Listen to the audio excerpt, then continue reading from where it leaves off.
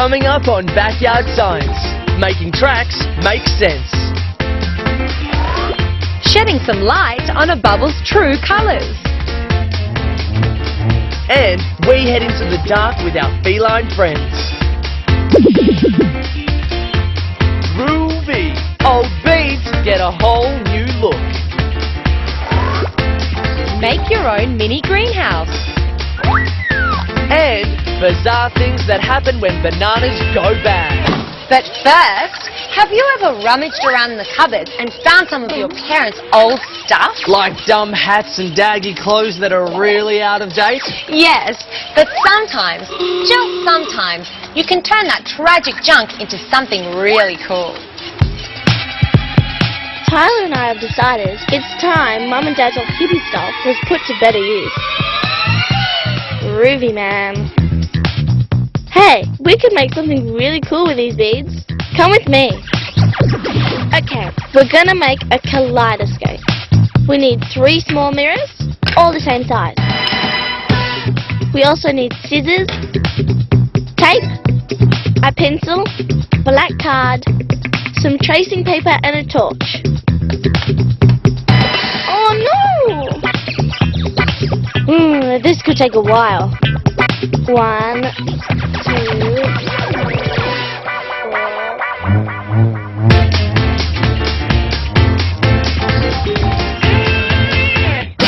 Hey, you've been out here fiddling with that ping pong ball for ages. You need some action. Wait there and I'll show you something that'll liven things up. Watch as I perform my amazing kitchen funnel and ping pong ball levitation act. Okay, it's not so amazing yet. I'm going to try something else. I'll get this aerial ping pong going with a homemade funnel. All you do is roll a piece of paper into a cone shape and tape down the loose end. Done. Now pop in the ball and watch as I blow. Just a bit more lung power and it'll fly out of the funnel. Maybe you're right. It can't be done. Even though the ping pong ball is very light, it can't be blown out of Blake's funnel because the air flows around the ball instead of forming a stream strong enough to send it up and out. But what it does show is one crucial scientific theory, the importance of disproving in order to prove. 10 out of 10 for trying. Hey, that was not a way to get the ball out of the funnel.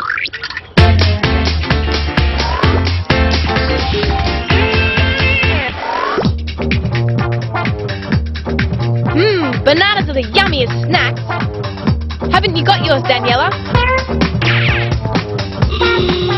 Oh, gross, that's one bad banana. It's probably been in your bag all week. Mine's been in the fridge. Here, I'll show you why food goes bad when it's not kept in the right way. We need a handful of bananas, some plastic bags, bicarbonate of soda, and some citric acid. Okay, now this is banana number 1. We'll leave it out here at room temperature. Banana number 2 goes back in the fridge. And into a plastic bag goes banana number 3. Seal it and place it next to banana number 1. Now for the tricky part. We need a glass of water, a tablespoon of citric acid, and the same amount of bicarbonate of soda. Wait till it stops bubbling, and then place the glass into the bag with banana number 4. Pop that alongside the others. Okay, we've stored our test bananas long enough. Let's see which ones are still okay to eat. Banana number 1 is looking just a bit too brown for my liking. Banana number 2 looks perfect. It hasn't gone brown at all. Banana number 3 in the bag is looking pretty good. And lastly, our banana number 4, left with a glass of citric acid and bicarb of soda, hasn't ripened very much either. When fruit ripens, a series of chemical reactions occur. Reactions that depend on oxygen. The banana left out ripened the fastest because it had plenty of oxygen in the air surrounding it. The banana in the plain plastic bag didn't ripen much because it ran out of oxygen. The fizzy reaction between the citric acid and bicarb created carbon dioxide. This filled the bag, making the banana ripen very slowly. And a cool environment slows down chemical reactions, so the banana in the fridge ripen least of all. I still reckon it's easy to keep them in the fridge, but it is better than the bottom of your school bag. I wonder if I could ever think of something that smart. I wouldn't count on it, Jason. And speaking of counting, I wonder how our beat counters are going. 357, 358, 359. Okay, that's all of them. Now, watch me. We're ready to make our kaleidoscope. First, we'll tape the 3 mirrors together so they make a triangle shape.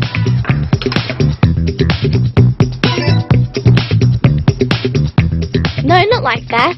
All the mirror sides should face inwards.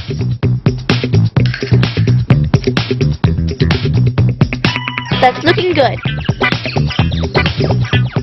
First we cut the triangle shape out of the tracing paper. This will let the light shine through, but that's for later on. For now we have to tape it to one end of our 3 mirrors. Next, cut out the black cardboard and tape each side down.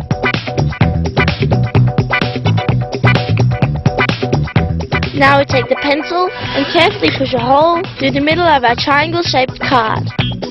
Great! Now for the finishing touch.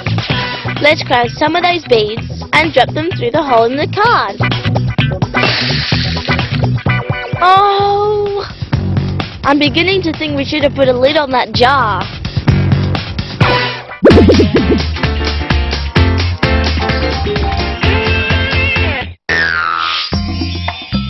Just wait till you see my garden, Ty.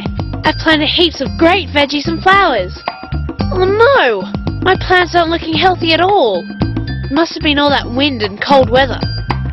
Young plants need to be protected from the elements, and I know just what to do. Come on, let's get started. We're going to build something that'll keep them nice and safe. We'll need 3 wooden poles, a paintbrush, some black paint, scissors, hooks, some wire, a piece of clear plastic, pegs, hammer and tacks. Okay, we've got everything. Oh, hang on, we forgot this.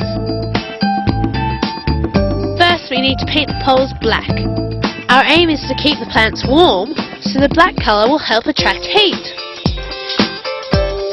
Oh, this is like watching paint dry.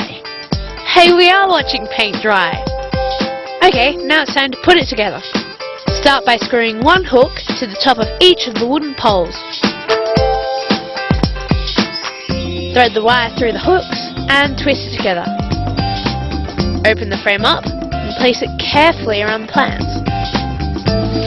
Now for the most important part. Fit the plastic over the frame. Take some soil and place it around the base. Now hammer the plastic down with the tacks. There, that's not going anywhere. Hey, it's a plant teepee. And now finally cut one side of the plastic so our teepee has a door. Okay, now for a housewarming gift. Young plants need more than just water to grow. Protection from the elements and warmth are very important. A structure used to keep plants sheltered is called a greenhouse. The plastic walls of the greenhouse trap the sun's heat, creating the perfect cozy weather conditions needed for growing healthy plants. Okay, let's close the door and lock it with pegs. Now grow big and strong, little guys.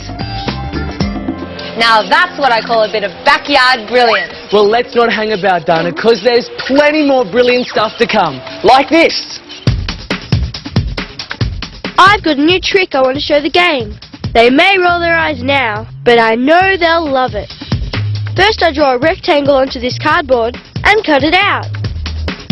Next, fold it 3/4 of the way over, using the ruler to make the crease straight. Curl the long end around a thick pen so the card forms a curve. Tape the 2 ends together, poke a small hole in the top of the curve and one in the base. Now thread some cotton through the holes. Okay, prepare for takeoff. In the case of an aeroplane's wing, or Ben's string wing, the air moving over the top curve has to travel further and faster than the air underneath. This creates low air pressure over the top, so the higher pressure underneath lifts the wing upwards. I love my string wing. I could play with it for hours.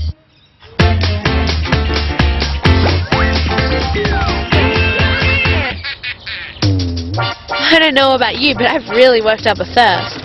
Mom must have known. Look how much juice she's left out for us. But, how are we meant to pour it? Wait there, I'm gonna get something that'll have us drinking in no time. Okay, here it is, a straw with attitude. First I place one end of the plastic tube into the juice and suck until it just reaches my lips. Now I cap the end with my thumb. Right, watch what happens when I let go. Ooh, that's not what I intended.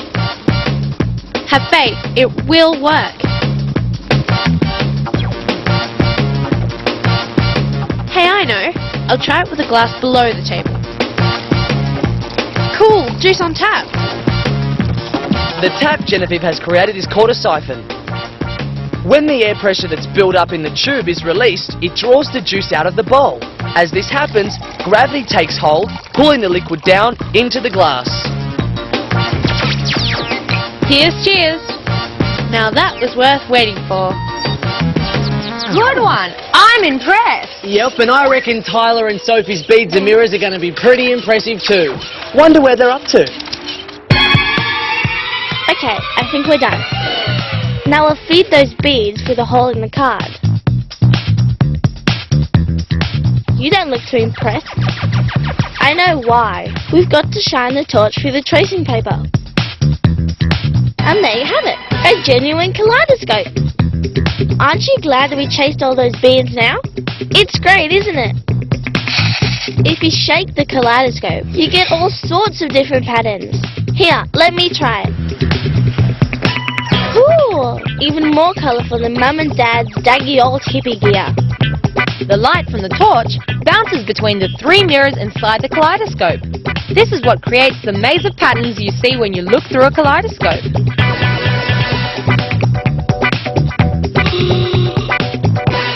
Groovy, man.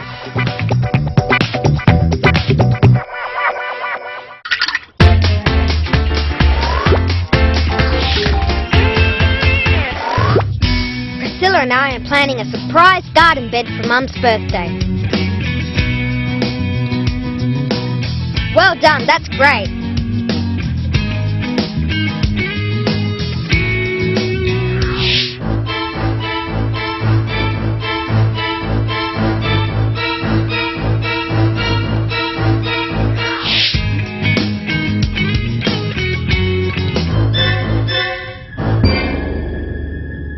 Oh no, my plants! It must have been the dogs. Time for a confession.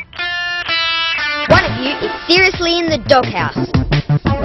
Since no one is speaking up, we're going to have to find another way to solve this dirty little crime. Their mouths may not be able to talk, but their feet can. I've got it. Before we can play Sherlock Holmes, we have to set a trap. For this we need moist, smooth ground, so a good print will be left behind. We're going to solve this case by matching the prints to the offending paws.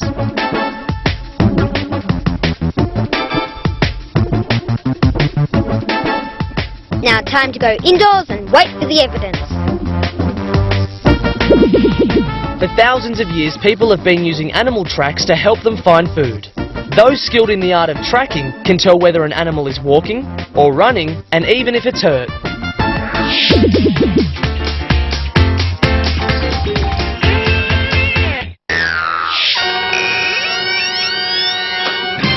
Here, puss, puss, puss, puss. Where are you? It's time for dinner. Oh no, the power's gone.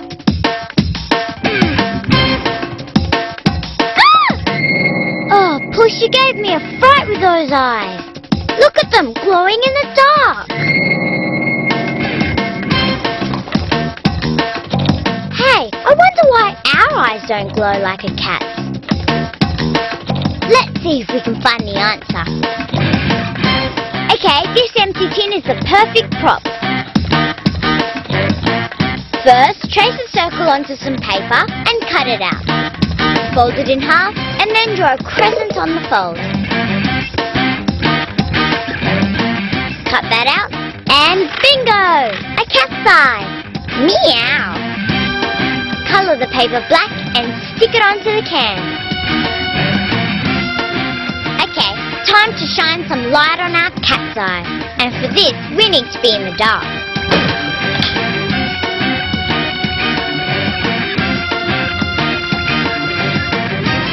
Well done! Our cat's eye is perfect. Cat's eyes may look like they glow in the dark, but they don't really. The glow is caused by the reflection of external light. The back of a cat's eye has mirror-like cells that reflect light, just like the light reflected off the back of the empty can. Looks like the torch is going flat, which means for now, our cat's eye is all out of lives. Hey, that's my kind of pet. You don't have to walk it, feed it, or clean up after it. It's official, Jason. You're the laziest person I know. Now to a backyard science favourite, blowing bubbles. But this story has a lot more substance to it than meets the eye. I never get sick of blowing bubbles. Look at all those colours. They're so cool.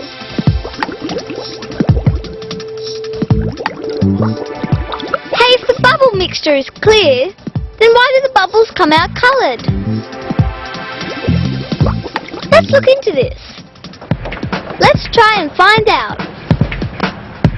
Take a torch and using strong tape, attach a plastic lid to the light end. This will be a viewing platform for bubble blowing. Pour some of the mixture onto the lid. Now we need to be in the dark for this, trust me. Turn on the torch and using a straw, start blowing. Wow! Look, there's all the colours of the rainbow in our bubbles. That's because the colours in a bubble come from white light, like daylight and torchlight. While it's called white, it's actually made up of many different colours, like the colours of the rainbow. When the white light shines through a bubble, some of it bounces back. This is called reflection, and some of it is bent. This is called refraction. When the two types of light meet, they mix together, revealing their brilliant colours.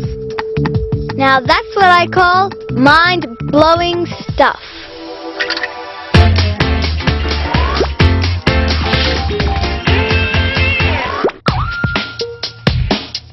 I've heard something really disgusting. To make bread rise, you need to put in tiny little cells of fungus called yeast. But I'm not exactly sure how it works. Hey, why don't we find out? For this, we need to go shopping. Okay, we need salt, sugar, corn flour, yeast, and milk.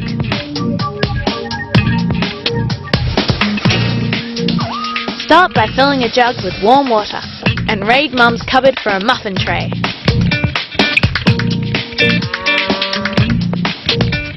Now add yeast to the water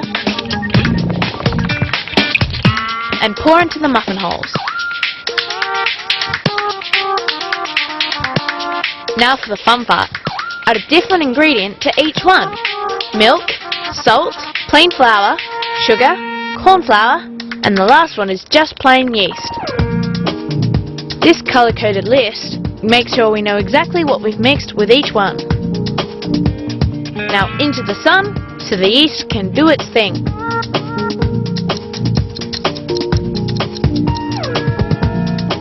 Okay, let's see what we've got. Look at the difference in the bubbles. Some didn't bubble at all, like the milk.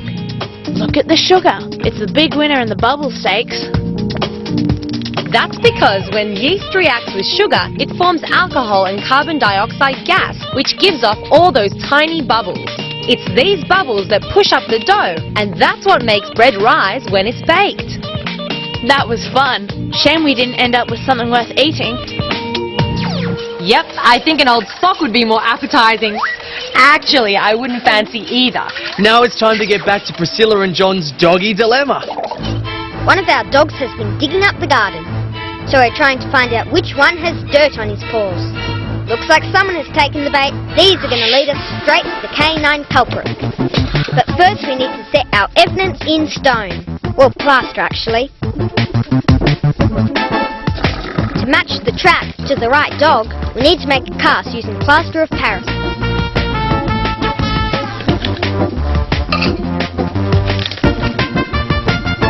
Start by making something to frame the track, like these cardboard strips. Now for the tricky bit, combine 2 parts plaster of Paris with 1 part water. For a good cast, the mixture needs to be like thick cream. Time to pour on the plaster. Careful now, the tracks are delicate. In just 30 minutes, we'll have our hard and fast proof. Oh, and we should keep our prime suspects under close guard for now. Dogs, like people, make excellent detectives. A dog's nose is a very sensitive organ. They can be trained to sniff out anything, from banned products to illegal wildlife being smuggled into the country. And that makes them very good doggies indeed.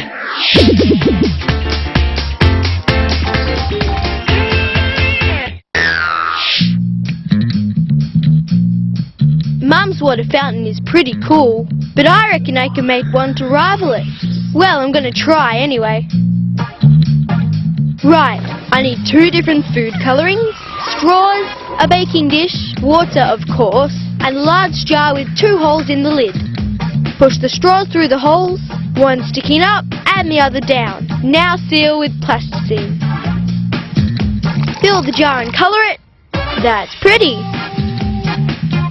Fill up another container and colour that too. Now for the big test. Carefully tip the straw jar upside down with 1 straw in and 1 out. Sensational! I did it! This works because as gravity empties the red water, the air pressure inside the jar is reduced. This means the air pressure on the blue water is greater. The difference in pressure pushes down on the blue water, forcing it to spray out of the straw. Right, I think my fountain is fit to take pride of place in the garden now. Now from Ben's backyard to John's version of Scotland Yard. Where we're told they're getting very close to closing their canine case. Time's up. Our paw print plaster cast has set. Now we're ready to ID our pooch.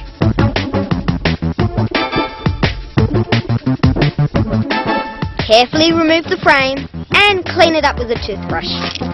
What we've got is the reverse of the print in the ground. So now we have to make a cast of our cast in order to complete this printout. To do this, we'll seal the surface with petroleum jelly and then pour over some more plaster.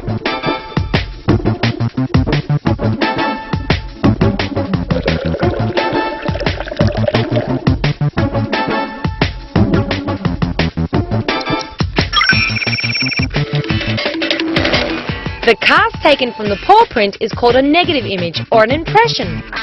All impressions have a positive or opposite image. This is called a depression. Time for the doggy lineup. In minutes we'll have our canine culprit. A close match, but this paw is just a fraction too big. Aha! Guilty! Sorry, Butch, you'll be confined to close quarters until we can cordon off the garden.